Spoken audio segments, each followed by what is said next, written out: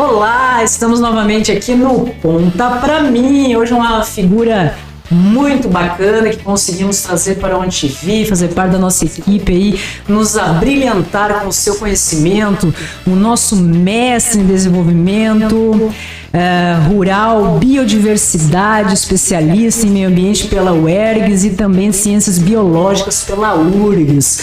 Mas estamos aqui também com um cara muito bacana que desenvolve realmente, ele é um ativista social, meus amigos. E é muito bacana a OnTV conseguir trazer pessoas que realmente têm poder de fala na sua área, porque hoje vamos tratar de assuntos muito bacanas. Estamos aqui hoje com o nosso amigo Eduardo Rupental. Tudo bem, Eduardo? Seja bem-vindo, querido. Tudo bem, eu fico feliz de estar aqui, poder contribuir. Eu fico honrado em escutá-las, mas ao mesmo tempo dizer que é uma caminhada coletiva. E aí, muitas vezes eu faço parte e eu às vezes sou porta-voz dessas caminhadas aí. Ok. Hoje em dia a gente vê algo muito bacana acontecendo na nossa sociedade com essa evolução, com esses avanços tecnológicos. E nós vemos também, né, que as pessoas buscam hoje em dia bastante uma vida mais sustentável. E essa é uma das razões que nós chamamos aqui um amigo, na verdade, né, uma pessoa muito querida, bem conhecido aí no Litoral Norte, devido ao seu trabalho social. Estamos falando com uma pessoa que entende do assunto, né, meus amigos, que para falar sobre essa questão de biodiversidade, porque até o Pental, a gente observa que o pessoal está vendo, né, um retorno a uma vida mais rural, né, meu irmão? Então, eu acho que tem vários elementos que são importantes, uma reflexão. Primeiro, sim, dizer que eu acho que vai até fazer um paralelo em relação ao tempo. E acho que o antes da pandemia e o pós-pandemia. Então, a pandemia que a gente passou, ela querendo ou não, ela marca e ela também, de certa forma, mostra um pouco a intensidade das crises que estavam colocadas. E passava tudo despercebido, né, meu irmão? Perfeito. Então, acho que tem essa questão desse elemento de que elas estavam presentes, mas elas não estavam sendo vistas. Então, a pandemia vem para mostrar um pouco, e até a questão dessa crise de urbanidade, que eu acho que tem um elemento principal, que fez com que nós, não só em Brasil, mas em vários países, tu tem um processo de urbanização muito rápido nas últimas décadas. Inclusive, tu tem um êxodo... A pandemia fez o pessoal enxergar que estava muito preso em apartamento comendo comida processada. Tu tem um negócio que é essa questão do êxodo rural, que é a expulsão de muitas pessoas do campo em direção às cidades, porque existe um processo voluntário e também existe um processo que é forçado. E, de certa forma, no Brasil, que a gente teve nas últimas décadas, e a partir da década de 90, um processo forçado de expulsão desses camponeses e agricultores do campo. Tem uma crise que ela é uma crise sistêmica, do sistema em si, e ela é global. Por isso a importância da gente pensar da biodiversidade, porque, querendo ou não, nós estamos passando por um processo que, nesse momento... vários especialistas apontam que é a sexta extinção em massa, né, de espécies, só que as 5 anteriores elas foram provocadas por eventos naturais ou geológicos, né, que fazem parte do processo da formação da Terra. Eu queria só voltar um pouquinho para que o pessoal que nos assiste, o que é biodiversidade? Vamos começar com alguns conceitos para ser perfeito, ótimo, beleza. Então, diversidade da vida, né? Bio é vida e diversidade da vida. Se a gente olhar, nós temos no nosso planeta uma biodiversidade impressionante. Só que a maior parte dela é desconhecida ainda. Esse é um fator importante. Pela ciência, a gente tem em torno de 2 a 13 milhões de espécies descritas, mas se calcula que possa haver entre 10 a 100 milhões de espécies. Então, olha só, a gente tem uma quantidade de espécies desconhecida. E isso num contexto de tecnologia que nós temos. Então, se nós olharmos principalmente para biomas, que nem a Amazônia, e isso é uma preocupação maior, né? Não é só nossa, mas em relação ao mundo, nós temos um desconhecimento total em relação à Amazônia.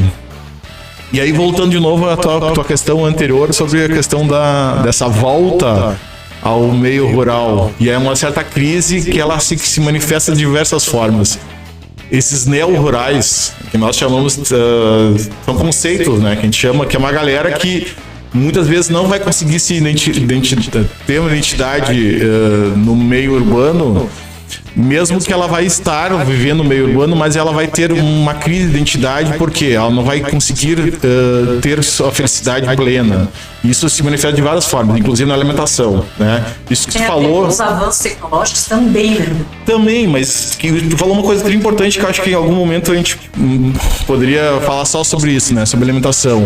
Que é a questão dos ultraprocessados. Nós temos um processo que ele é rápido e intenso, que faz com que a população brasileira está passando por uma mudança de dieta alimentar e essa mudança é para pior. Inclusive, tem dados de vários pesquisadores da Federal de Minas Gerais apontam que o feijão, que faz parte da dieta alimentar do brasileiro, ele não vai fazer mais parte a partir de 2025, por quê? A gente pode falar várias questões das causas, mas uma delas é porque há um consumo dos ultraprocessados, tá? E aí o pessoal tá enxergando isso, né? De certa forma, então, tu tem um pessoal que se enxerga nesse processo e por isso dessa certa busca de viver em locais mais tranquilos, de vir para o interior. E aí entra também, inclusive, o litoral norte, né? O censo agora mostrou isso, né? Em dados demográficos, que o litoral norte é uma das regiões do estado e do país que mais cresceram, né? Mas os neo-rurais, esses novos rurais, eles nem sempre são habitantes de apartamento. Nem sempre eles vão ser os que vão voltar para trabalhar na terra. Eles vão viver em áreas rurais ou próximas às áreas urbanas, que nem no caso aqui em Osório. A gente poderia falar de várias localidades, né, Palmital ou até o Morro da Borrússia, que eles vão ter essas características. São pessoas que trabalham, de repente, na cidade ou em locais, em outras cidades até, mas vivem no meio rural. Mas, assim, não necessariamente vivem do meio rural, vivem da terra. Só que ele, por uma questão... A subsistência vem de outro lado, mas eles querem ter uma vida que, a princípio, tem aquela questão da qualidade. Perfeito. De um ar mais puro, de uma base diferenciada. O pessoal está em busca disso, né? Sendo centros urbanos. Isso.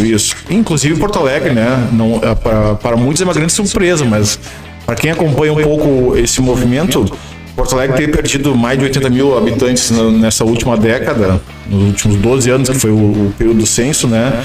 Não é uma surpresa porque a gente percebe que há um movimento em relação a isso.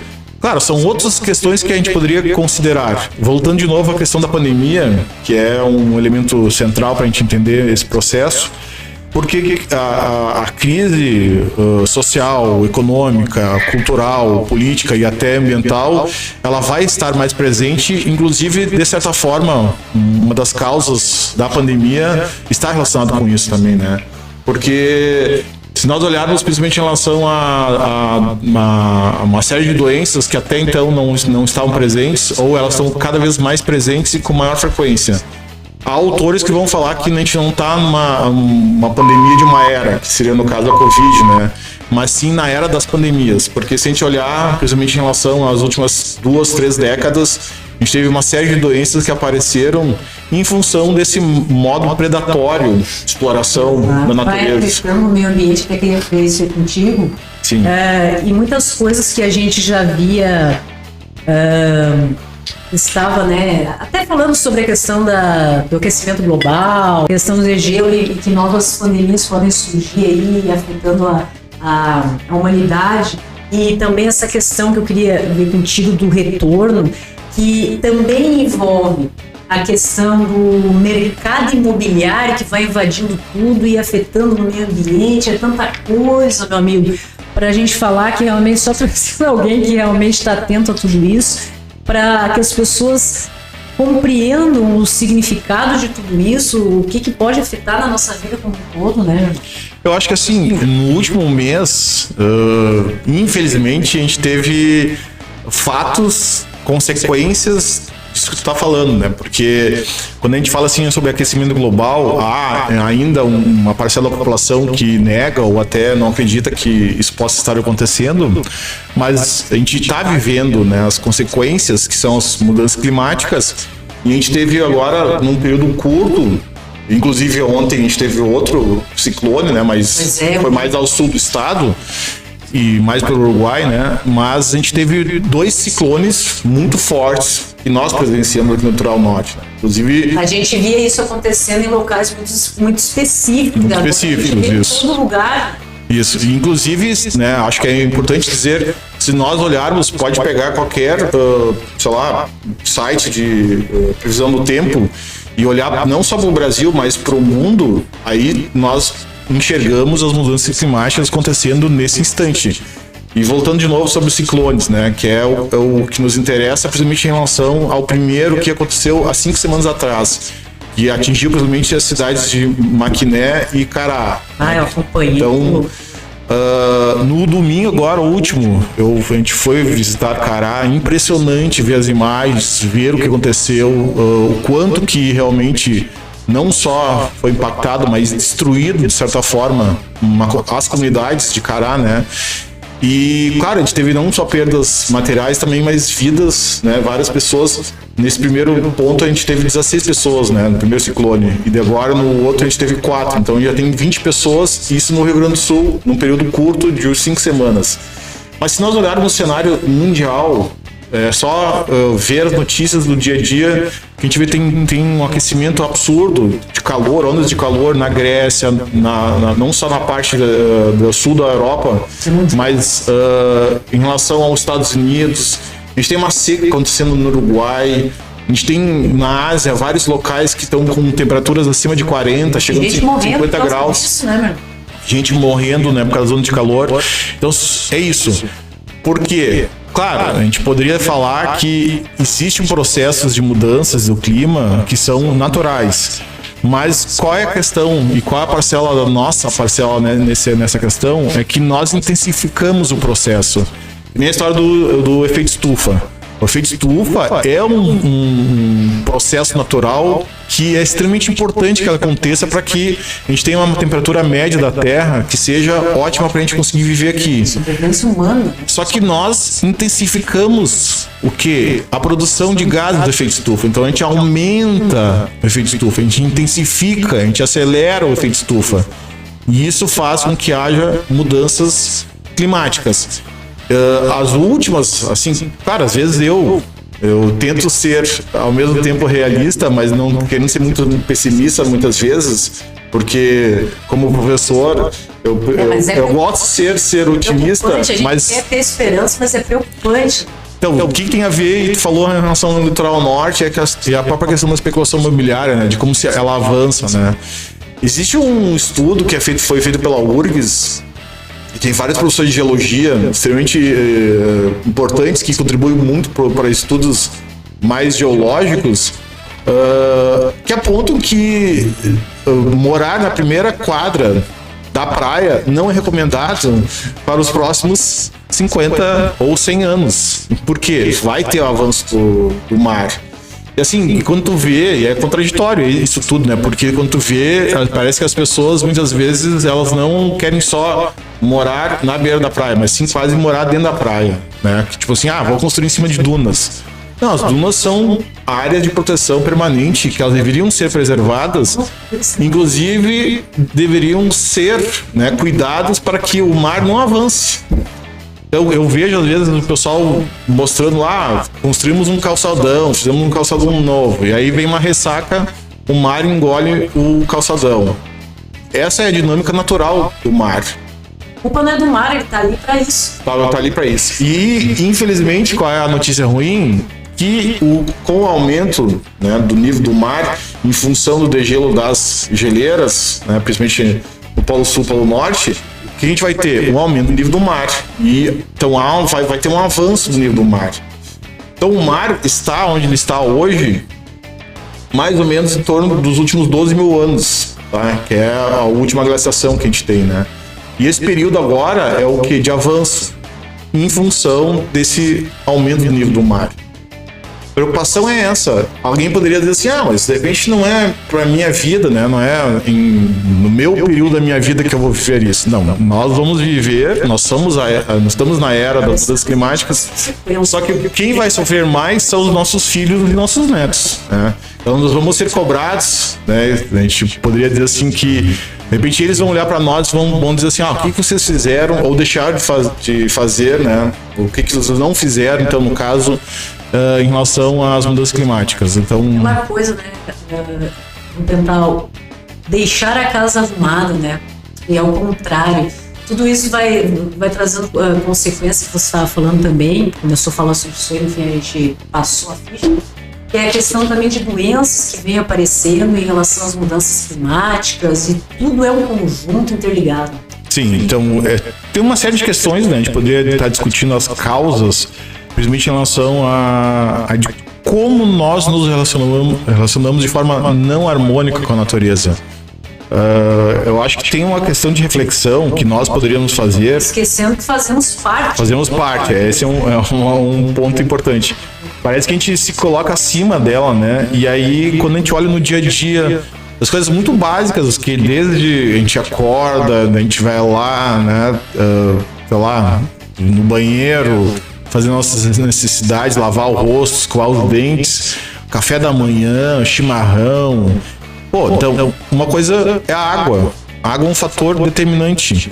Só que se nós olharmos até locais, e nós aqui no Litoral Norte, de forma contraditória, somos rodeados por água, a gente tem sérias, né, consequências da forma não harmônica que nós nos relacionamos com a água, né? Com nossas lagoas, nossos rios e nosso mar, tá? E se nós olharmos, a gente poderia dizer assim, mas não vai faltar água. Não, já está faltando água em vários lugares. Aqui, eu sempre faço questão, né, de mencionar, para quem passa na frente da Corsã, da estação de tratamento de água aqui, né, ao lado da Escola Prudente de Moraes, toda manhã tem um caminhão-pipa parado carregando água para várias comunidades de Osório. E assim, a gente não está num período de seca, a gente não está num período de escassez de água, né, ao contrário. Só que ao mesmo tempo, o não cuidado com a água faz com que haja falta de água, tá? Então esse é um fator que é extremamente contraditório, porque se a gente olha para o nosso lado, né, temos lagoas, temos rios, temos um mar, só que o não cuidado com os recursos naturais. Então essa é uma reflexão que a gente tem que fazer. E acho que é uma questão muito elementar, porque que nem em relação a nossas necessidades básicas, né? Urina e fezes. Somos os animais e somos, vamos dizer assim, faz parte da essência humana. E como é que a gente não conseguiu resolver isso ainda, no sentido de que não haja tratamento de esgoto? É loucura. Então, assim, algo muito básico que, de repente, vários povos ou populações, comunidades que há muito tempo atrás já conseguiram resolver esse problema, nós em pleno 2023... Em outras épocas, de repente, não havia algo tão impressionante assim, que hoje parece que está voltando à tona questões tão simples que nos parecem para ser resolvidas e que está trazendo tanto problema, né? Pois é, mas essa é uma que nem tu falou antes, assim, né? Que tem de um lado algo muito... a gente está numa era da tecnologia, da internet, sei lá, dos robôs, daqui a pouco vem carro, inteligência artificial, a gente tem carro voador e etc e tal. Para tomar uma água que não seja... Pois então, né? Essa é uma grande reflexão, né? Porque é contraditório isso. E aí tu falou das doenças, a gente tem uma série de doenças que poderiam estar, vamos dizer assim, sei lá, não só controladas, mas que voltam em função desse não cuidado. E desnecessário, né? Vamos dizer assim, existe uma certa questão, e aí entra uma questão que a gente falou antes da expansão imobiliária. Essa semana eu fui cobrado, assim, no sentido de que tu acha que não pode construir prédio? Não, pode e deve construir, mas nos locais corretos. Que um plano diretor, que seria o quê? Um planejamento urbano da cidade, ele é elaborado para isso. que seja cumprido, né? Isso é só no papel, né? Perfeito. Então, assim, não as pessoas confundem às vezes, né, questionamentos ou questões que a gente levanta como algo se fosse contrário. Não, somos favoráveis desde que se permita, né, fazer dentro de um planejamento.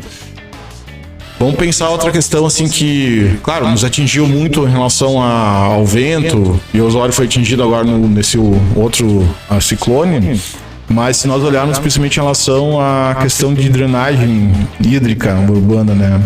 Porque qualquer chuva de poucos milímetros, não precisa ser uma chuva intensa, alaga todas as ruas. Porque simplesmente a gente impermeabiliza todas as nossas o solo, né? E ele não consegue infiltrar. Então, óbvio que qualquer chuva de qualquer intensidade vai ser um problema.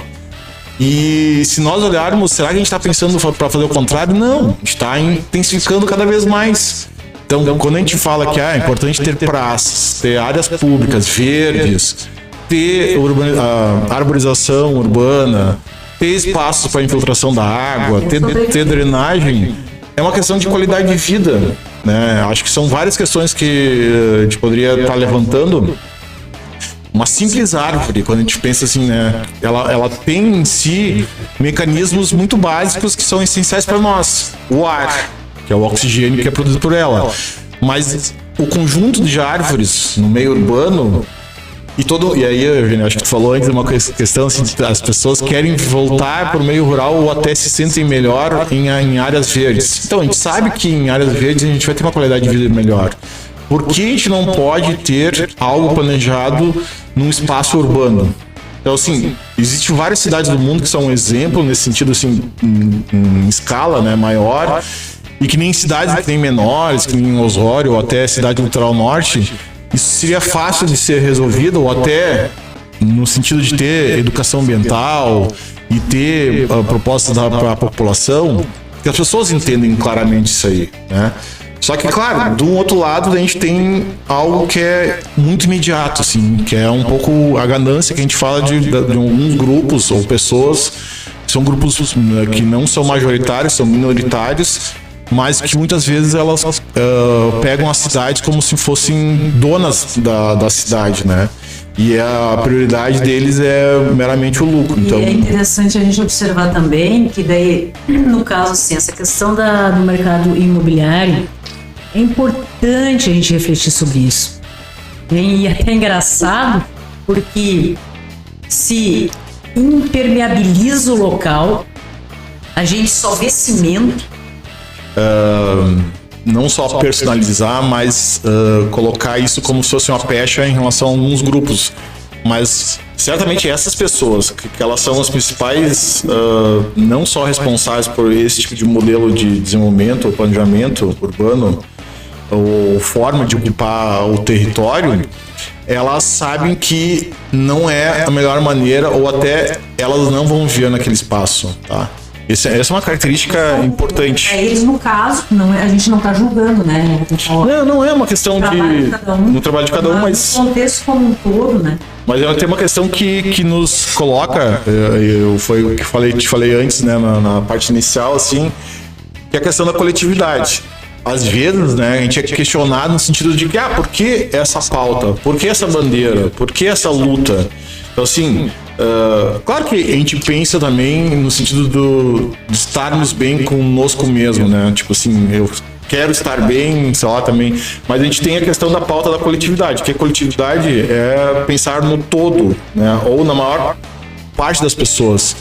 E aí que entra a questão das consequências. Voltando sobre o aquecimento global, mudanças climáticas, isso está nos relatórios do IPCC, que é o painel intergovernamental de mudanças climáticas, escrito por mais de 1.000 cientistas, né? Contribuições de vários brasileiros até. E quem vai ser mais afetado? Então, é a maioria da população, e ela não vai ter condições de enfrentar isso. E se nós olharmos, né, as chuvaradas, os vendavais, né, os eventos climáticos extremos, as ondas de calor, porque é isso, quem vai estar no ar-condicionado não são a maioria das pessoas que elas têm acesso a isso. Quem vai ter, né, as melhores condições de enfrentar esses eventos climáticos não são a maioria das pessoas, né? Então é contraditório isso, porque essas políticas ou as formas de ocupação desarmônicas do território, né, e da natureza, elas vão afetar a maior parte das pessoas. Então tem uma questão de coletividade que está em jogo e é de prejuízo para elas, né? De impactos coletivos.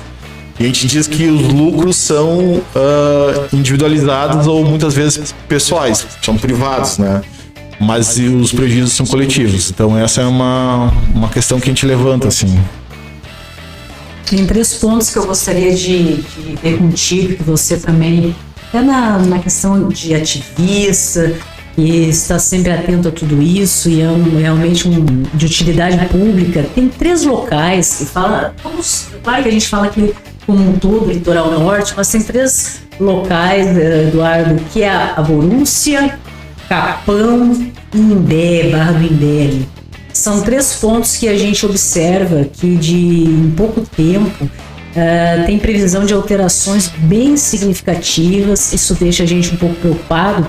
Claro que, se a gente for analisar do lado comercial, daí é essa outra questão que a gente viu, o pessoal quer turismo, o pessoal quer beleza, que bom que a gente pudesse fazer com que isso se estabelecesse, mas sem prejudicar a funcionalidade dessas regiões. Então, é aquela coisa, o pessoal quer pé na areia, o pessoal quer curtir a natureza, mas tem que deixar que isso continue existindo, de informações, o que isso realmente, que as pessoas parem para analisar as consequências disso tudo.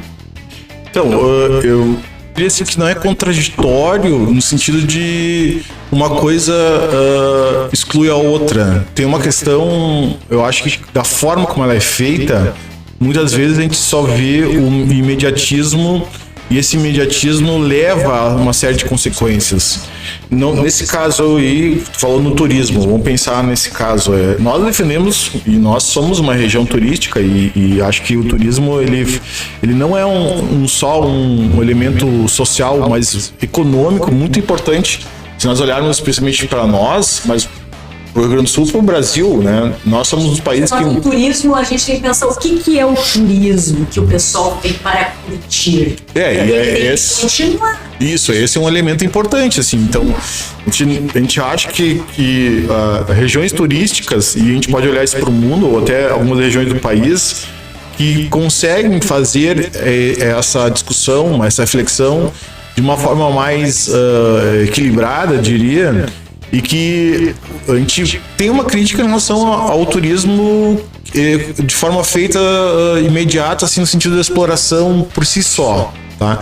Que não respeita o território, que não respeita a cultura local, que não respeita as diversidades, né, sociais locais, que não respeita a questão da paisagem. A gente pode pegar aqui, eu vou começar pela Borússia, né? Isso, se a gente for... Teremos outras oportunidades para falar em todo, né? Mas eu queria focar mais nesses 3, né? Porque é uma palestra muito bacana que eu na última que você falasse. Então, a Borússia, se nós olharmos para um histórico curto, assim, primeiro por uma ocupação agrícola, mas ela sofre, nos últimos 20 anos, uma intensa ocupação do solo, tá? Lá em 94 se criou uma APA, uma Área de Preservação Ambiental Morro de Osório. E ela demora e ainda está em processo de formação.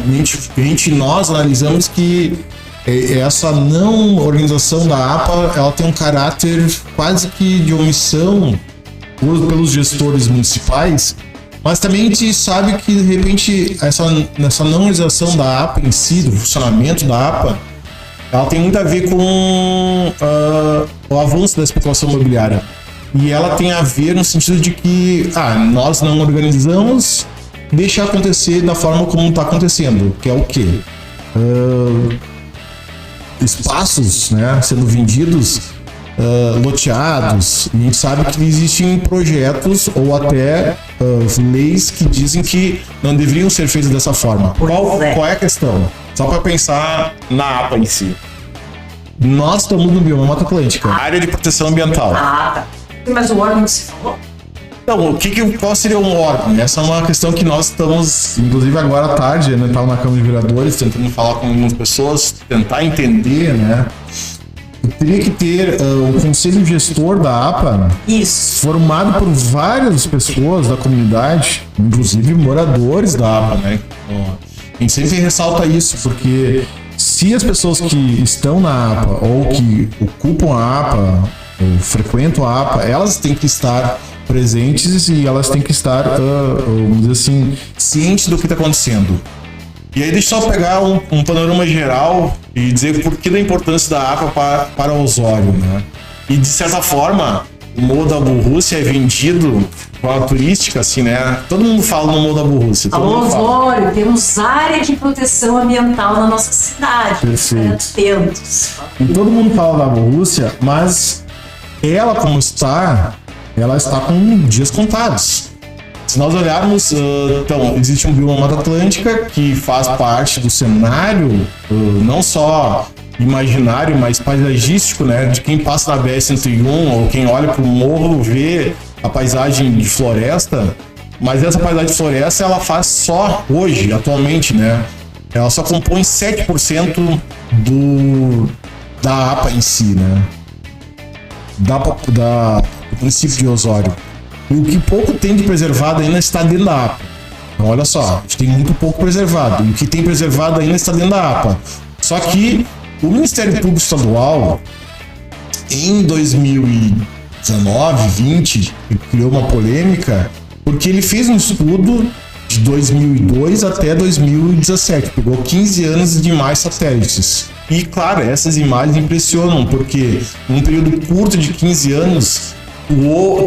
ocorreu um desmatamento muito grande e de ocupação territorial muito grande, mas principalmente pela construção de casas de forma totalmente desordenada. E a gente tem hoje falta de água em várias comunidades da Borrússia. É inaceitável qualquer comunidade que esteja dentro de uma Mata Atlântica, dentro de um bioma que é onde a mata em si, quando ela não precisa estar totalmente preservada, mas se ela tem elementos de preservação, ela por si só vai dar água, tá? A gente diz que a Mata Atlântica, ela é uma floresta que tem umidade, muitas vezes a gente olha pro morro, a gente vê as nuvenzinhas saindo dentro da mata, né? E que, claro, tu vai ter água se tu vai ter preservação. E aí vamos entrar numa questão mais profunda, que é o quê? Proteger as nascentes, proteger as beiras de rio, que são as matas ciliares, as encostas de morro, que a gente vai chamar depois, que o pessoal gosta de chamar, é área de risco. Mas por que área de risco? Porque naquele local tinha mata e ela foi desmatada e, claro, ela vai se tornar uma área de risco. Então o que a gente defende? Pode ter moradia, pode ter ocupação territorial, pode ter indústria, pode ter muita coisa dentro da APA, como tem, só que tem que ser de forma organizada. O que nós temos hoje é uma total desorganização de tudo, total. Então, hoje o Morro da Borrússia parecia que estava andando devagar, mas de repente, se eu não sei o que acontece, a gente está vendo assim um boom. E assim, ó, de novo, sendo realista, não sendo pessimista. Se tudo acontecer da forma como está acontecendo, continuar acontecendo dessa forma, nós vamos acabar com o Morro da Borrússia com um período muito curto de tempo. Então, assim, se nós olharmos, se nada for feito em 15 anos, eu não consigo imaginar o que vai ser, né? Inclusive na autorização de manejo da APA, tem uma questão já muito forte, que é tornar uma parte da APA como urbana, dentro do morro. Não é um problema ter parte urbana dentro da APA. A questão é o avanço dessa área, tá? E de novo, não é uma questão de ser contrário à ocupação dela. Ao contrário, ela deve ser ocupada, porque ela é permitida. E aí o turismo que tu coloca, eu acho assim, nós temos várias questões. Ontem eu subi o morro para tirar fotos e encontrei 2 tucanos na altura do mirante ali. Tinha várias pessoas ali, daí as pessoas que estavam mais próximas, ainda mais com crianças, e pedi para elas olharem, né, para ver os tucanos. Eu mesmo, essa espécie eu não tinha visto ainda, tucano de bico verde, tá? E aí e um dos pais, né, falou assim, mas eu não consigo me localizar muito bem aonde fica o mar, né? Então, olha só, por que eu tô contando essa história toda? Para dizer que o turismo, não existe projetos, não existe planejamento turístico em Osório. Porque a gente tem uma série de locais belos, bonitos, potenciais enormes, mas naquele momento, ou lá naquele espaço, deveria ter um guia turístico. Deveria ter pessoas, e sim, daí que está a grande questão. Nós poderíamos gerar emprego, ou gerar empregos de qualidade, né? Onde que as pessoas que vão lá, elas são informadas do que está acontecendo. Aonde que elas estão? Que elas estão numa APA, que elas estão na Mata Atlântica, que elas estão no local com uma biodiversidade enorme. Aonde estão as lagoas, quais lagoas, onde está o mar, quais são os passeios possíveis de ser feitos, as pousadas, né, hotéis disponíveis. Não tem, porque a pessoa chega ali, ela tem que procurar as informações por ela. Não existe um roteiro, né? Não existe. Então, assim, essa é uma questão, né? Essa tua pergunta anterior, no início dela, né? Se nós olharmos, óbvio que a gente defende e que a gente quer que as pessoas venham para o litoral, mas o litoral em si não é só a faixa de areia, que é o que o senso comum, né, trabalha. Vou para o litoral para ir passar somente, né, minhas férias na faixa de areia. A gente tem vários potenciais, só que eles não são explorados, não são divulgados, ou muitas vezes são divulgados de uma forma, né, totalmente...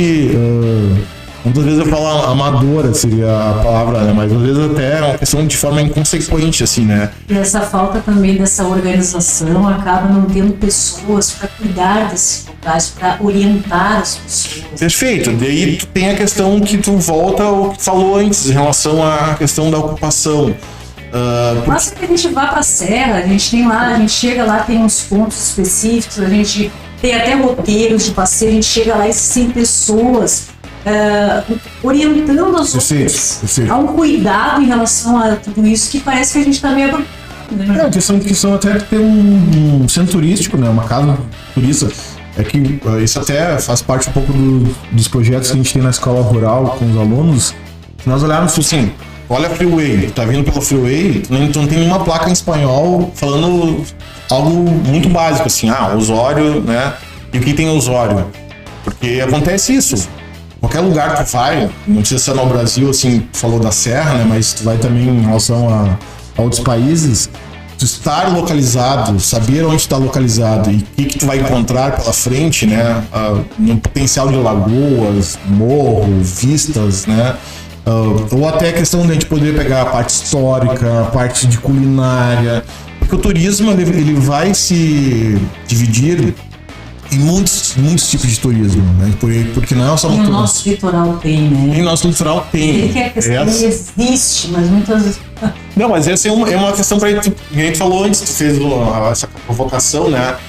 Porque isso faz parte também da identidade de um povo, de uma comunidade, identidade no sentido de que, olha, nós temos isso como algo que faz parte da nossa história. Então, assim, a gente poderia falar ali que tem domingo, no final de semana foi a festa do colono, né?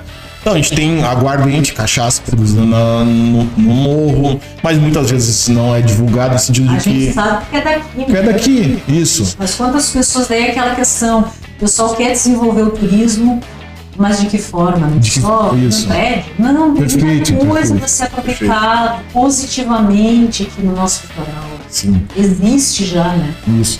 E aí nós são outros pontos que tu falou ali, né? Da Barra do Imbé. E mais o Buruçu, Imbé e Capão. Tá, o Imbé então tem a questão hoje.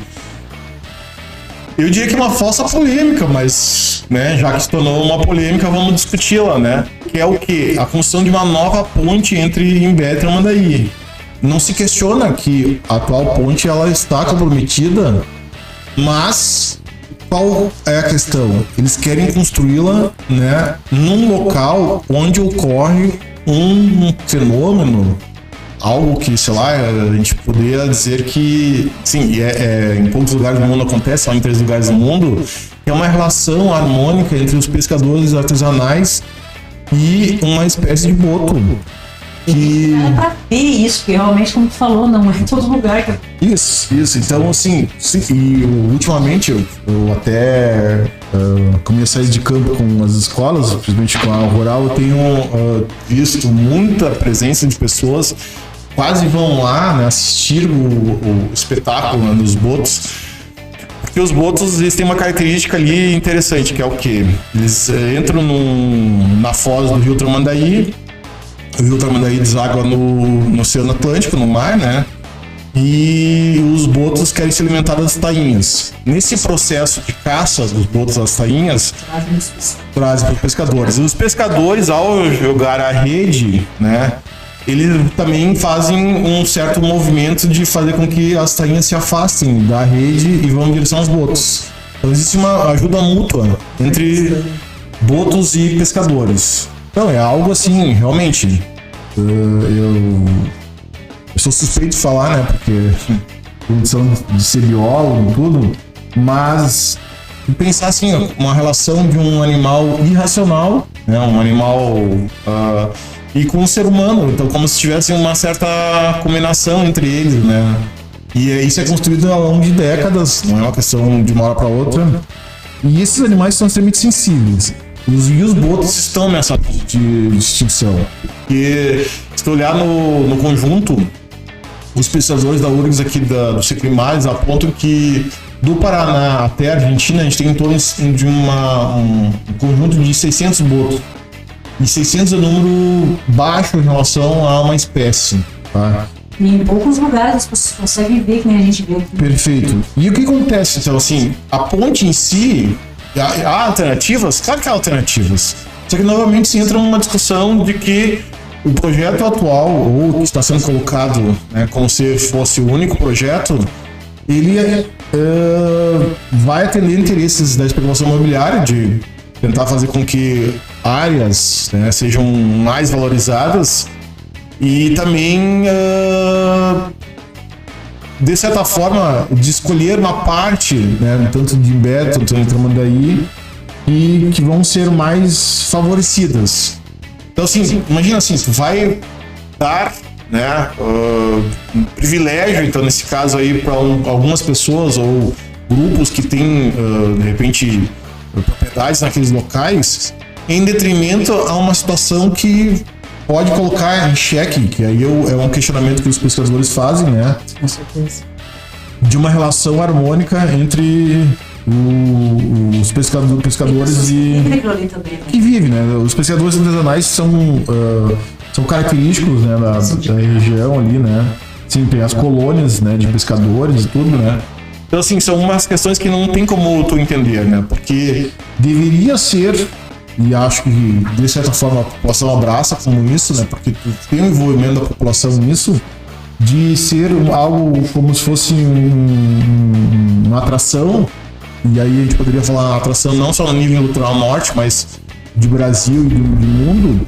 E que algumas pessoas, que nesse caso infelizmente às vezes estão, né, como gestores, que colocam interesses particulares ou privados acima disso, né? Então essa é uma questão. Eu digo uma falsa polêmica porque é tão absurda, né? Colocar em xeque Isso nem era para estar sendo discutido. Não deveria ser ponto de discussão, mas está sendo, né? E tem que ser. Tem que ser, né? Tem que ser, mas é uma falsa polêmica no sentido de que não pode ter esse tipo, quase que fossem os prós e contras. Como é que vai ser contra, né, a um espetáculo na natureza, em onde tu tem envolvimento dos pescadores artesanais, né, e que tu vai, vamos dizer, colocar em xeque isso. Não claro, dá, né? Você que tá mais por dentro, assim, o pessoal do Seclimário, o que tá conseguindo em relação a isso aí, assim, as últimas informações. Então, num primeiro momento, não há uma questão de discutir a ponte em si, né, porque se levantou a necessidade de estudos ambientais e sociais, tá? Então, hoje o projeto é colocado como se fosse assim, o projeto ia acontecer sem ter estudo nenhum. Então, a primeira coisa, ter estudos. Então, depois dos estudos, ver a viabilidade do projeto em si, né? Porque existem outras O pessoal alternativas. falando que se isso acontecer, os golfinhos vão embora de verdade, né? Sim, é que qual é a questão, né? Tu tem uma série de animais, a gente não poderia citar vários, mas os golfinhos, eles são bem sensíveis a alterações do seu habitat, do ambiente em si, né? Então, certamente, a gente não poderia, assim, sem estudos, dizer que isso vai acontecer, mas a chance disso acontecer é muito grande. Então, Teremos uma ponte, mas não teremos um espetáculo para quem vai passar. olha só que contradição, né? Que coisa mais maluca, porque, de novo, voltamos àquela questão anterior, tu perguntou sobre o turismo, né? É o que nós chamamos em relação a um turismo sustentável em detrimento de um turismo predatório, assim, no sentido de que o turismo predatório ele não vai avaliar quais são os impactos ambientais, sociais. Nesse caso aí, é um espetáculo que nós temos, né, acontecendo ali. Claro que a questão da ponte, eu já vi algumas coisas também, ela tá carecendo de restauração, né, meu irmão? Só que isso não vem afetar realmente algo que é muito bacana, né? E a gente tem alternativas, tanto de reformar a ponte atual, de construção de outra ponte, mas em outros locais, né, que não seja ali. Mas por que de novo, né? Essa é uma questão que eles têm que responder. Por que eles não querem uma construção de uma ponte nova em outro local? Porque eles estão respondendo à especulação imobiliária. Porque o projeto atual... Porque na Barra, né? Que foi apresentado, ele representa muito uma parte de uma cidade, né, que eles vão chamar de filé ali, né? E seria o caso de uma valorização dessa parte aí. Porque a gente sabe que existem movimentos urbanos, né, e isso não é só no litoral norte, não é só em Betra, Mandaí, Capão, Torres, né, Camboriú, mas que faz com que haja escolhas são feitas, né, muitas vezes em eles detrimento pedem cair, meu filho. Botando areia vai, eles É uma loucura o que está acontecendo em Camboriú. Mas aí a última questão que falou de Capão, né? E aí queremos sol. Fazer né? Capão, né? Falar sobre Capão tem que falar. É frio caminhar já. Shangri-La tem que falar, né?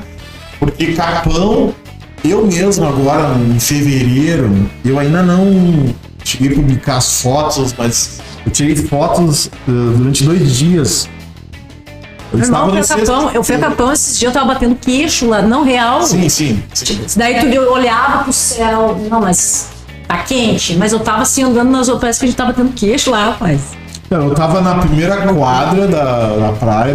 Não, nem tava próximo à praia, assim, né? Muito, mas aonde eu tava assim, eu tenho que achar o sol. Eu tava no 6º andar, em fevereiro, e aí eu comecei a anotar ali mais ou menos a hora que começou a ter sombra nas dunas e depois na praia. Eu amo Capão, viu, gente? Adoro. Só que sol é bom também, né? Então, 2h30 da tarde começou a ter sombra na rua rua que faz, vamos dizer, divisa com a praia. 4 horas da tarde tinha sol nas dunas. E 6 horas da tarde tinha sol, então na areia da praia, né? E aí eu fiz algumas caminhadas pra cá e pra lá, né? E aí eu fiz a caminhada até a divisa de Shangri-La. E pra minha surpresa, no meu celular tem o horário exato ali, né? Mas posso falar que é em torno das 6 horas da tarde. Quando me virava pra Capão, sombra. Me virava pra Shangri-La, sol. Tá? E isso aqui, Capão, na parte ali, é de 12, 13, 14 andares. Então não é muito alto, né? Então, assim, de certa forma, dá pra dizer que não tá tão alto assim que nem Camboriú, mas também não tá tão alto como eles querem liberar para Shangri-La. Essa é uma grande questão. Como é que isso aí, né? Então, Torres a gente conseguiu, através do Ministério Público Federal, principalmente na parte mais próxima da praia. Então, assim, essa é uma contradição que eu acho que ela tem que ser dita e tem que... Cara, muitas vezes ela não tem muito espaço para ser dita, né? Mas imagina assim, Torres, para quem conhece Torres, né? A beleza que é Torres. E aí tu liberar a construção de prédios na beira da praia que vão dar sombra à praia. Então, assim, não existe coisa mais contraditória do que isso, né? No caso de Capão, o que a gente tem, então, nesse caso? Existe um processo... Claro, a gente poderia falar, né? Que houve uma ocupação muito intensa nas primeiras quadras, mas que vai se intensificar. Só que o movimento está de intensificação em direção ao Shangri-La. Só que o problema, assim, ó, não é uma questão de proibição de construção de prédio. A questão é a altura. E aí voltamos de novo a uma questão que, sei lá, acho que perpassa todas os debates. Que a gente não precisa, né, Eduardo, subir no 15º andar para poder ver o nascer do sol e o pôr do sol. E aí, mas assim, aí tem uma questão de estudos arquitetônicos, urbanísticos, ambientais, sociais. Não é por nada que a comunidade chegue lá, se mobiliza em função disso. Então, existe uma resistência muito forte por parte da comunidade que mora lá, ou dos moradores que são de Porto Alegre, principalmente da região metropolitana, que vieram para cá e compraram sua casa, ou compraram seu, sei lá, terreno, o prédio com 2, 3 andares, e que eles não querem, não aceitam, né, ter um prédio de 14 andares na frente da sua vista, né? Mas tem uma questão de bem-estar e de qualidade de vida, porque a gente sabe que... fato agora, Eduardo, que o meu pai tinha mania, né, quando ia fazer alguma coisa, ele dizia, a casa tem que ficar nessa posição, porque o sol nasce. O sol nasce. mas ela é central agora nisso. Porra, de repente tu faz a casa de uma certa forma, porque ela é mais baixinha, né? Sim. Daqui um ano não existe mais aquela... Mas perfeito, essa é uma questão que tu coloca, eu acho que teu pai, ele não só tinha razão, mas ele tinha conhecimento sobre essa situação, é que é o tu não deixar fazer com que ocorra sol em áreas, e que nem tu falou antes, tu circulando por Capão, tu já tem partes que tem poucas horas de sol por dia, e isso tem uma influência. Aqui, nós não vamos entrar hoje numa psicanálise, né? Mas existem fatores que fazem com que as pessoas sejam menos ou mais felizes, ou que fatores externos que interferem na vida das pessoas. E muitas vezes, né, situações que nem no caso a não presença do sol é um fator como um todo. A luz como um todo, mas é determinante em relação a isso. É o que nós vamos chamar de qualidade de vida. Então, assim, há um certo erro de imaginar que a mera construção de prédios ou a mera construção feita de qualquer forma, ela é benéfica. Não, aí a gente entra numa discussão do que seria em dados, nós já temos científicos, em dados de arquitetura, de urbanismo mesmo, que é qualidade de vida, tá? Então, assim, nesse ponto aí, novamente, eu acho que seria o caso de falar, né, de alguns, tu falou de Capão, assim, né? Mas que existe esse movimento de certa forma. Me vê a mente. Mas Capão eu acho que é o que expressa melhor isso. Mas a gente tem outros locais que. Capão, pra mim, eu amo muito Capão da Canoa e foi meio assustador esse dia. Eu fiquei meio traumatizada, assim, que eu cheguei lá. Capão é lindo, é maravilhoso, é perfeito. Gente muito bacana, tudo, mas eu senti frio mesmo num local que normalmente não seria normal. Não, e aí é uma coisa que eu sempre contraditória, porque é praia, né? E como é que eu ficava pensando, né, quando tava lá, como é que tu vai ter sombra na beira da praia? A gente fica catando praia, né? Onde é que tá o sol? Então essa é uma questão contraditória. Então, de novo, voltando a uma questão. A parte central de Capão, ela tem os prédios mais baixos. Então, tu tem uma questão que lá atrás, certamente no plano diretor, se pensou em não ter sombra na beira da praia. Então, não há motivos para alterações desse plano diretor, né, que era de lá atrás. Certamente levou em conta a sombra, levou em conta estudos técnicos em relação a isso. E que, claro, vai ter pressão da especulação imobiliária. Mas, de novo, quem é gestor, ou muitas vezes quem está à frente desses processos, eles têm que ser defendidos no sentido de que defendidos o interesse coletivo, público, né, da maioria da população, e não interesses particulares, tá? Então, muitas vezes a crítica que a gente vai fazer é o quê? Existe, de repente, até prefeitos, e aí eu vou falar no geral, porque não vou citar nenhum nem outro, né? Vereadores, ou até pessoas que de repente têm alguma influência, que muitas vezes eles vão representar interesses privados, e não vão representar os interesses da coletividade, né? Nesse caso da especulação imobiliária, a gente consegue entender também isso acontecendo. Eu acho que tu citou antes ali, né, Camboriú. O Camboriú hoje é o exemplo de como não deveria ter sido feito, né? Porque tu tem as 7 praias de Camboriú. Dá a sensação que não, tu tem as 7 praias impróprias para banho, né? E elas são impróprias em função... E a gente vê areia curtinha, sumiu areia, né? O pessoal não tem mais onde... Tá virando quase um calçadão de areia, o pessoal não tem mais onde ficar. Não, e tu tem as praias impróprias para banho e elas estão impróprias em função do esgoto não tratado, né? E ao mesmo tempo tu tem toda essa lógica de tentativa de fazer com que, vamos alargar a faixa da praia, mas existe uma dinâmica do mar, né? Que a gente tem que considerar. E muitas vezes a gente também, né, acho que quem mora no litoral norte tem que considerar. Dunas são aspectos extremamente relevantes da paisagem, mas também são importantes para a proteção, né, em relação ao avanço do mar. Então, assim, a gente deveria estar protegendo as dunas. Até porque o mar, as pessoas, embora alguns não entendam, ela não vai sair. Perfeito, muito bom. Tem o que fazer. Não vai sair dali, não tem Mas como. Mas a pessoa não entende. Mas assim, de novo, para terminar essa parte aí da ocupação, principalmente próxima ao mar, eu sempre falo assim, tomara que a gente esteja errado, ou tomara que as previsões estejam erradas, né? Mas nós vamos viver, né, infelizmente, um período onde que o avanço do mar vai ser uma característica. E principalmente em relação a áreas ocupadas na beira do mar, tá?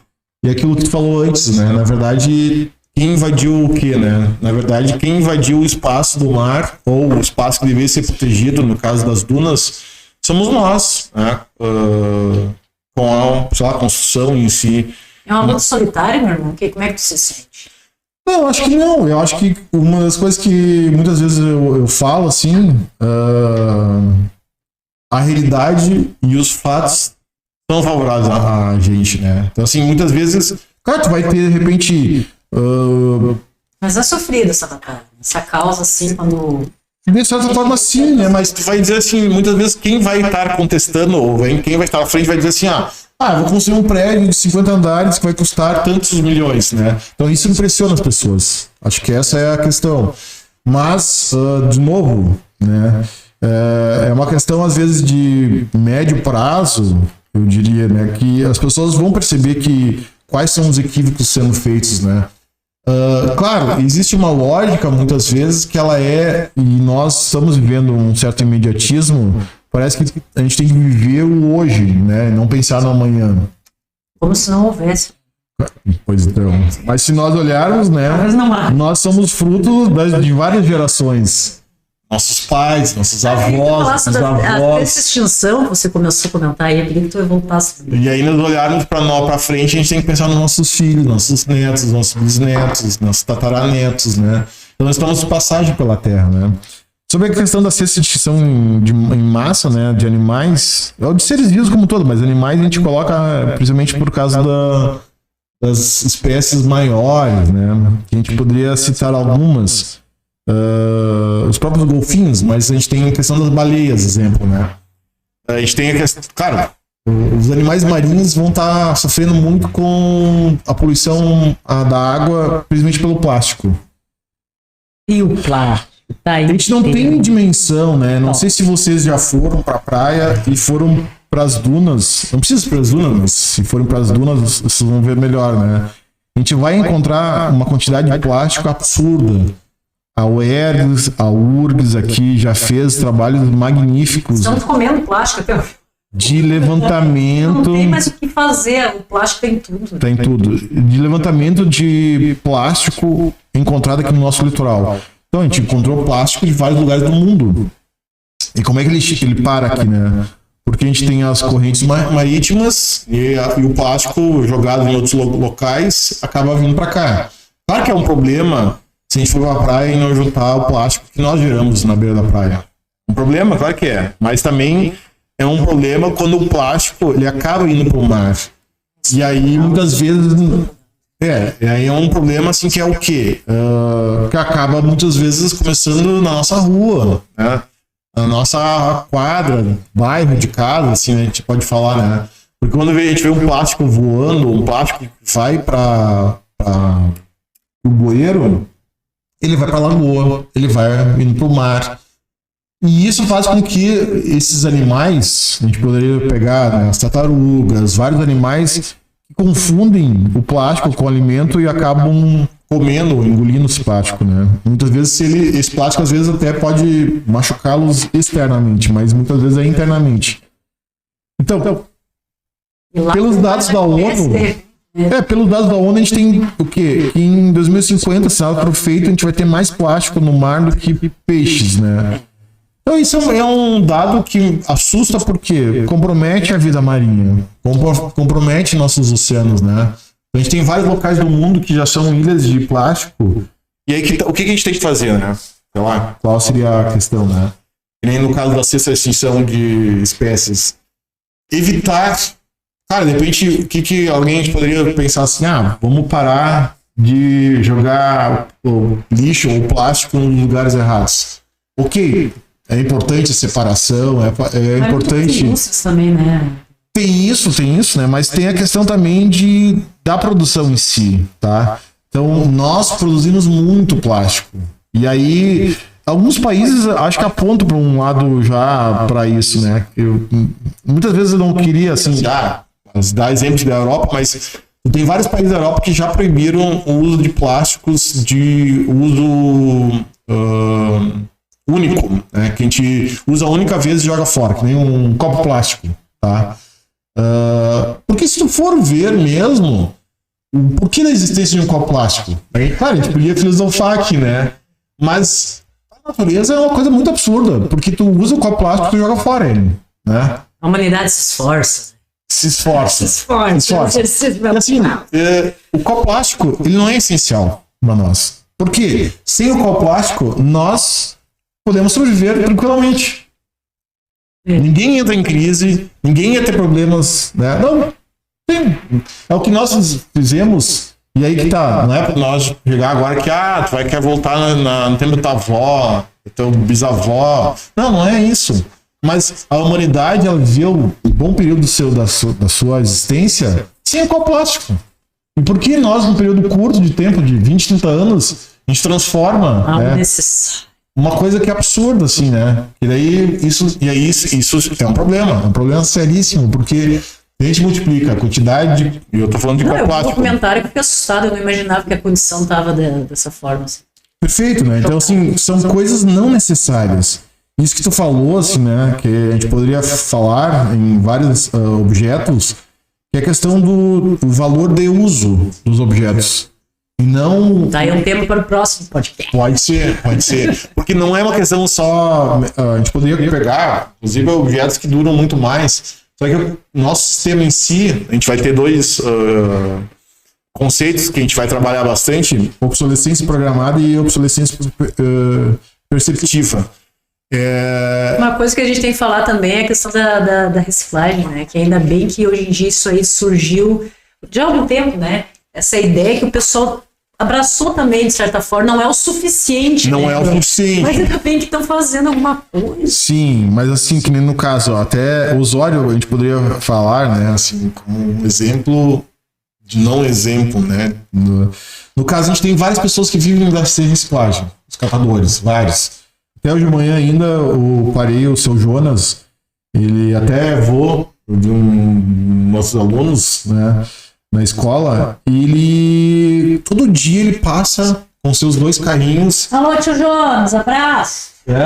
Ele passa todo dia com, sei lá, 200 quilos de papelão, papel e tudo, né? Sim, acho que todo mundo já viu ele, porque ele tem 2 carrinhos, um lá atrás do outro. E assim, por que eu tô falando ele como exemplo? Porque ele não devia estar na rua. Ele deveria, de repente, estar onde? Num galpão de reciclagem. Um espaço para isso, onde que o caminhão da coleta seletiva deveria recolher, né, e destinar esses resíduos recicláveis para essas pessoas poderem reciclar, tá? Então, falta a política pública, e nesse caso municipal, de reciclagem. Até porque a tração mecânica seria muito melhor do que eu vejo ele. Perfeito. Assim, ó, a professora Joana da Rural, ela tá muito mais envolvida, assim, né? Mas mesmo que nós temos um programa que a gente poderia questionar se funciona ou não funciona em Osório, né? Que é o Jogo Limpo com Osório, tá? Mas os dados que provam que muito pouco é reciclado. A gente acha que pelos dados que a professora Joana levanta, em torno de 15%. Emprego também, isso geraria muito emprego. Mas 15% só é reciclado. 15%. Também não passa, né? Então, mas aí que tá, se realmente é reciclado. A gente levantou. O Brasil é um dos países com maior percentual de reciclagem de latas de alumínio, porque tem um valor agregado maior, tá? Então, é uma questão social e muitas vezes nós não damos importância, que deveria ter muito mais investimento e principalmente planejamento, porque gera renda. Só em Porto Alegre, Nós temos 50 mil famílias que vivem na reciclagem. 50 mil famílias, tá? E nós poderíamos então ter, claro, formas diferentes, né? De repente, as pessoas às vezes perguntam assim, mas então essas pessoas não deveriam estar na rua? Olha, elas poderiam até estar na rua, mas de repente com bicicleta, com, sei lá, pode ser até Formas motorizadas até, né? e elas poderem estar reciclando. E às vezes seria apenas um incentivo, às vezes tão baixo, né? Baixíssimo. Uma cidade, Baixíssimo. E teria consequências tão boas, né? Tão boas, isso. Então, essa é uma questão que nem a gente falou antes. A gente tem alternativas, tem soluções. Então, a gente tem uma série de aspectos que deveriam ser colocados e só que precisam ser pensados, refletidos, né? É o que às vezes a gente não tem, né? Então, esse é uma das questões. Eu diria que solução há, né? E acho que é a solução quase para tudo, mas são várias questões que estão sendo colocadas no sentido de que muitas vezes não há interesse, né? Não há retorno financeiro para determinados bolsos. Perfeito. Porque tu tem de um lado, já que tu falou, né, a máfia do lixo, que é o quê? Quanto mais lixo tiver, inclusive em quantidade, não só em volume, mas peso, mais ela vai ganhar, né? Inclusive nosso lixo, né? A aproveitar, né, o litoral norte, é inaceitável que o nosso lixo, nossos resíduos sólidos vão para Minas do Leão, a 155 quilômetros daqui. É inaceitável. Um tema assim ó, que a gente precisa falar. Agora olhando para ti aqui, Eduardo, olha para mim aqui. O que um ativista social acha do zoológico, meu irmão? Eu comecei a olhar para ti agora e me lembrei disso. Era algo que eu queria falar. Tenho curiosidade. A gente fala tanto de meio ambiente. O que o Rupental, o ativista social, acha do zoológico, meu irmão? Então, olha só, Não, mas é uma... Eu olhei pra ti e fiquei pensando. Tá, mas eu acho que de repente, não sei se alguém falou pra ti, mas de repente... Assim, eu faço 7 anos que eu tô em Osório. E assim, uma das coisas que me assusta muito no litoral norte, e é uma questão cultural, tem uma grande quantidade de animais dentro de gaiolas ou presos, né? E eu poderia começar pelos pássaros, tá? E é algo assim, eu falo em sala de aula, né? Vai ter histórias, milhares de histórias, pai, tio, vô, etc e tal, que tem animais presos em gaiolas. Então assim, vamos pensar, será que aquele animal que está numa gaiola, ele foi feito ou ele deveria estar naquele ambiente? Eu não tenho um cunhado que no pátio do ela já saiu. Então, essa é uma questão cultural que é absurda, porque e aí entra numa questão de ameaça a essa espécie, sabe por quê? O Brasil é um dos maiores países, um dos países com maior quantidade de animais, e nós somos um dos maiores países com tráfico de animais, principalmente em relação a animais silvestres, nesse caso pássaros. O Osório também se caracteriza por apreensão de animais, principalmente na polícia aqui, né, na BR e na RS. Nós tivemos vários temas já, o filme Rio, os filmes Rio 1 e 2, falando da ararinha azul, né? E hoje tem mais exemplares de ararinha azul fora do país do que dentro do país. A gente torce para que um casalzinho de ararinhas azuis possa se reproduzir para continuar existindo. Mas voltando de novo à tua questão, os zoológicos, na verdade, hoje eles cumprem um papel que lá atrás eles não cumpriam. Hoje eles quase são locais de cuidado de São muitos também animais. alguns animais Isso. silvestres, né? E aí, nesse caso em particular, eu poderia falar do Zoológico Sapucaia do Sul, né? Ele é quase que um local de recuperação de animais, de Hoje em abrigo dia, desses é animais. que o conceito foi se transformando, porque antes não Foi se era, né? transformando, Mas era apenas isso. de exploração, né? Então, fez com que, não sei se você acompanhou agora, e ainda está acontecendo, né? Agora, porque a 4ª girafa morreu no Rio de Janeiro. O Biopark, né? É uma empresa privada, ela teve a audácia de importar 15 girafas, né? Isso é proibido no Brasil porque nós não podemos mais retirar animais da natureza. Então isso é lei, está na legislação de crimes ambientais e então a gente não pode mais tirar animais da natureza para colocar em zoológicos e nem em circos. Os que tem ainda são aqueles que são remanescentes de um passado ou que teve reprodução em cativeiro. Você não tem como pôr novamente, né? Na natureza, perfeito, isso. Há uma discussão, né, gente, só para terminar esse assunto aí, tu me colocou assim, o animal de volta à natureza, de qualquer forma, então muitas vezes pode ser uma ameaça até, né? Tá? E aí, entrando num outro assunto que é o quê? As espécies exóticas. Nós temos a introdução de espécies, e esse caso a gente poderia citar vários, mas o javali é um exemplo, e foi introduzido por interesse econômico, e hoje ele é uma praga.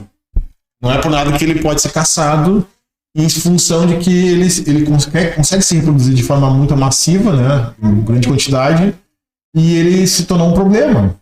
Então, a forma como as pessoas têm de tratamento em relação aos animais diz muito em relação à relação... Quando o ser humano se mete... Perfeito, acho que é uma questão, né? O comércio de animais, né? Tem uma posição radicalmente contra, né? O tráfico é demais, porque... E é isso, eu acho que assim... É um mercado que existe, não adianta, exige não é só esforço, não é só lei, eu acho que teria que ter algo realmente muito mais conciso em relação a isso tudo, para que pelo menos diminuísse, né, a constância disso aí. Perfeito. Meu irmão, nós voltaremos com várias entrevistas, podcasts. Você pode talvez trazer também pessoas para falar sobre alguns assuntos específicos, para ter um bate-bola diferenciado. E te agradeço demais, Pental, por você estar aqui. É uma satisfação muito grande a gente poder realmente conversar sobre esses assuntos em relação ao mundo, ao Brasil, Estado, Litoral Norte, que a gente está aqui, que você realmente faz parte de tudo isso. E que bacana trazer para onde vi você. Que bom que você existe, meu irmão. No final, agradeço, né? E estamos aí para contribuir, né? Feliz por poder contribuir e dizer que as lutas, não só elas continuam, e aí tem uma questão que tu falou antes em relação mas de repente numa luta solitária, não é, porque a gente sempre vai ter alguém, mesmo que às vezes a gente não sabe, né? Às vezes a gente sabe que de repente em outro local alguém está fazendo a mesma coisa, ou muitos estão fazendo a mesma coisa, e tem que se conectar. E outra questão é o que temos que pensar não só, né, no presente.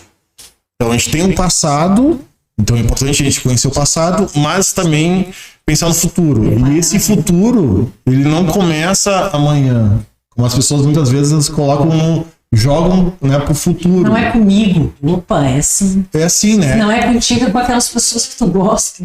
Perfeito. Então, assim, eu acho que tem uma questão que faz nos refletir. E aí, toma aí para fazer as contribuições e agradeço o convite. Ok, meu irmão. Essa causa também é nossa. A gente gosta muito de falar sobre isso aqui. Você está em casa. Agradecemos muito pela presença de Eduardo Rupental, nosso ativista social do Litoral Norte aí. E voltaremos.